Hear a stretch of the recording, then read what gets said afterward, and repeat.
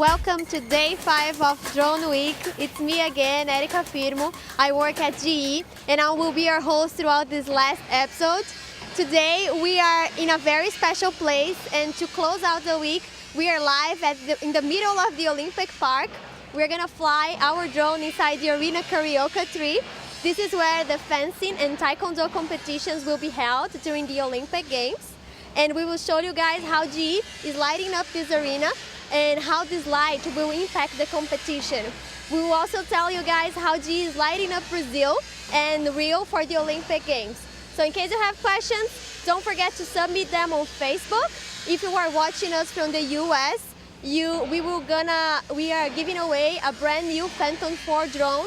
All you have to do to participate is send your questions on Facebook, and we will answer a couple of them live at the end of the show. And before we kick off today's episode, let's take a look on the story behind the show. Lighting is such a critical part of keeping big cities up and running at all hours.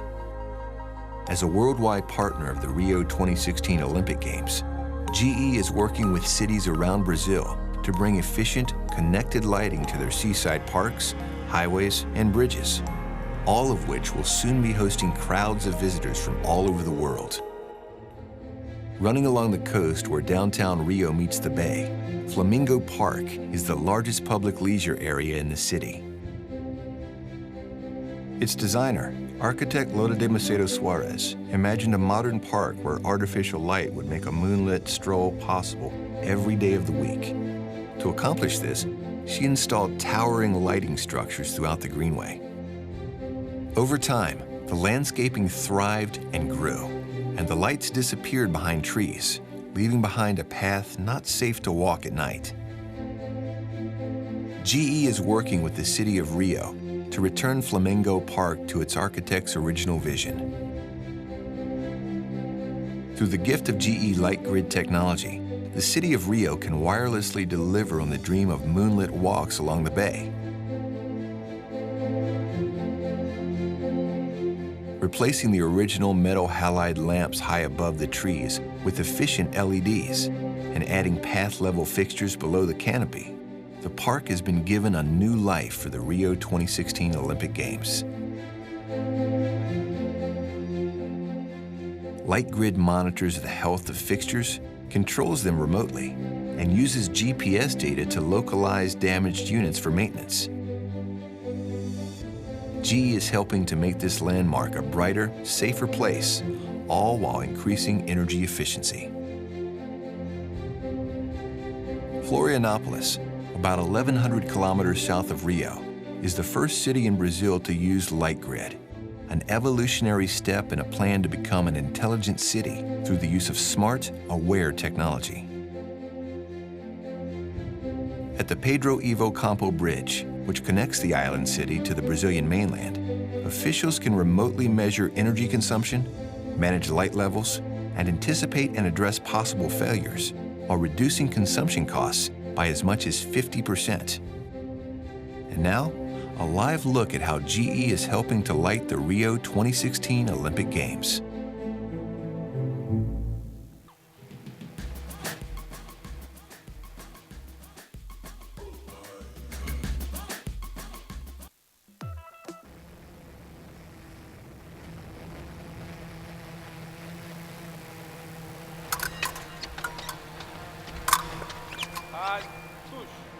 One, hanga, pre, allez.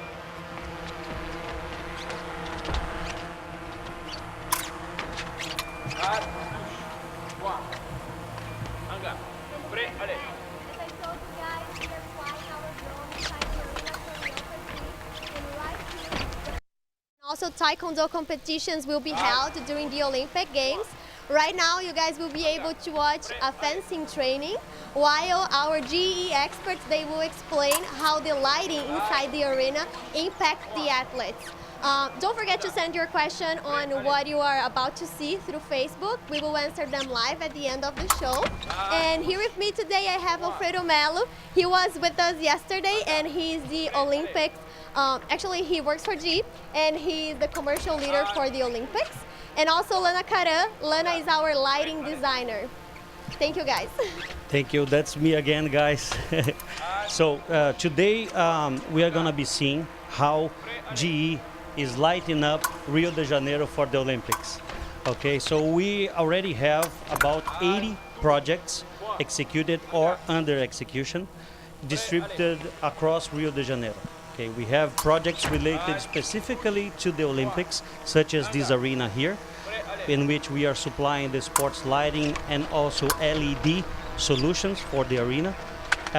Inside the Olympic Park, Arena Carioca 1, 2, and 3, the Velodrome, the massive tennis center, and also 3 Olympic stadiums. One is the iconic Maracanã stadiums, where the opening and closing ceremonies will happen, and 2 other stadiums outside of Rio de Janeiro, the Brasilia National Stadium and 1 big stadium in Manaus as well. So let me hand over to my colleague here, Lana, that you're gonna explain in details why a comprehensive design is very, very important for a perfect broadcasting. Thank you, Alfredo. Thank you, Erica. I'm glad to be here and join you for the last day of Drone Week. I'm the lead lighting designer for Current, powered by GE, and we'll see a little bit of the latest lighting technologies that we are delivering for the games. Actually, me and the entire design team have been working for the past 3 years to deliver lighting studies for each and every Olympic-related installation here in Rio. Yeah, that's correct. It's a lot. While our drones fly inside the arena, can you tell us how the lighting is impacting the competition right now? Sure. To begin with, each Olympic design had to meet very high standards for broadcast transmission. And the first one is the lighting level.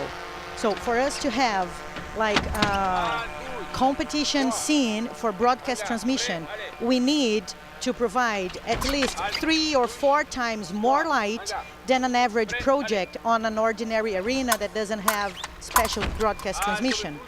And to do that, here in Arena Carioca 3, we worked with 200 fixtures, each with 3 different types, and each one of them has to be aimed directly at a very specific point on the competition area, so we can guarantee that lighting is uniform, either for slow motion transmission or ultra high definition cameras. Yeah.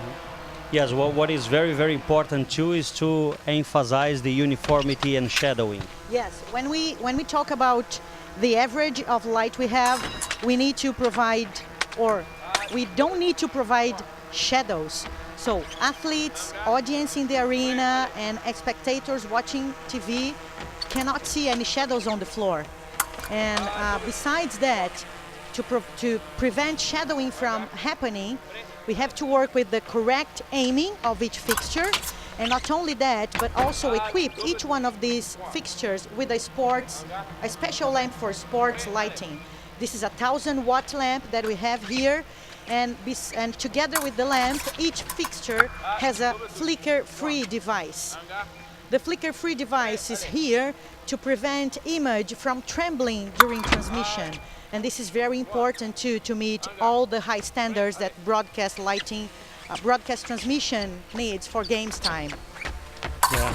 Yeah. Our design team, learned a lot during all this process too, but were able in the end to achieve these very high standards provided from the International Olympic Committee, and we are achieving them all. Sure, and the last of the aspect that I have to mention is that the lamps also need to provide a correct color of the light and a high color rendering. So whoever is watching from here or from home can distinguish very clearly the colors of the uniform, for example, the reds, the greens, the yellows, or even follow the quick movement of a tennis ball during a match. That's why a careful design and the correct product application was necessary for Rio 2016. As you said, Lana, everything is meticulously calculated. Yeah, very meticulously calculated. Thank you, guys. Lana and Alfredo, they will be back in about some minutes and they will answer questions. So if you have questions, send them through Facebook and we will answer them live. But right now we have something special to you guys, because the same way we have for the Olympics game, we're gonna have a closing ceremony right outside these arenas with our drones. I hope you can enjoy the show. Most drones that people see and are familiar with are designed for aerial photography. We're actually not using a lot of those features, and instead we're taking advantage of the fact that the drones have sensors on board to keep them in the air. The inspiration for the drone swarm, really, we wanted to create a spectacle in the third dimension, because normally when you see a show, it's on the ground and there's can be colors and lights, but it doesn't usually go up in the air. These drones that you see in front of you and the drones that we've talked about, they're actually going to take off and they're going to fly themselves, and they're going to create these patterns in the sky, sort of an aerial light show. And it's all going to be set to music. We're basically going to do a live drone demonstration where no pilots are actually in charge of the aircraft. So it's all computer controlled. So we're programming the drone's movements with a combination of software that we've written and some tools out there that's normally used for things like choreography and other types of shows, normally not in the air. The drone swarm requires a lot of different moving bits. We have obviously a lot of engineering, so there's software that has to go into designing a drone swarm and a drone ballet. The swarming is based on GPS, and so GPS positions are how we design and choreograph the whole routine. There's a pretty complicated way of actually going out to the field and taking measurements. To get those measurements, we had to go to Brazil. We were able to record GPS positions. We also have to measure for interference. So the lighting that you guys are going to see on the drones is definitely in sync with the music, and it's actually pre-programmed using some very cool tools. What we were able to do is to take a keyboard, which is normally used to sort of record music, and we're able to set up keys using software that we wrote to actually trigger different things to happen in the air with the lights. And you're basically going to watch a whole performance come to life, and it's going to be in conjunction with flight and music and lights changing color in the sky.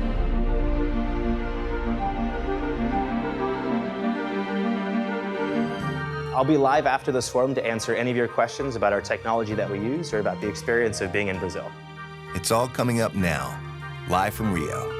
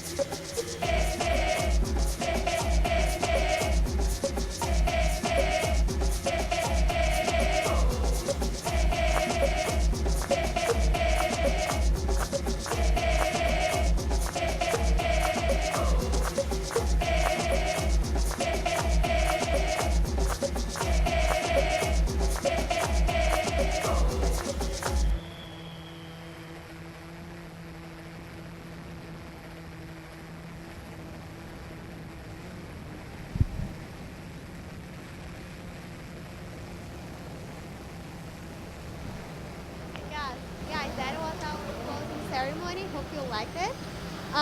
So right now we're gonna answer questions that are coming from social media. In case you have questions, send them to Facebook.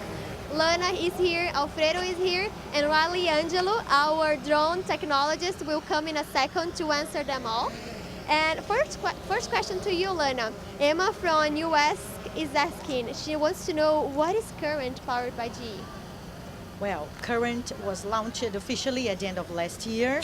It's a first of its kind energy startup born within GE's own walls, and that unites the 4 pillars of energy efficiency, which are LED, solar generation, energy storage, and electric vehicles. I'm very proud to be part of it.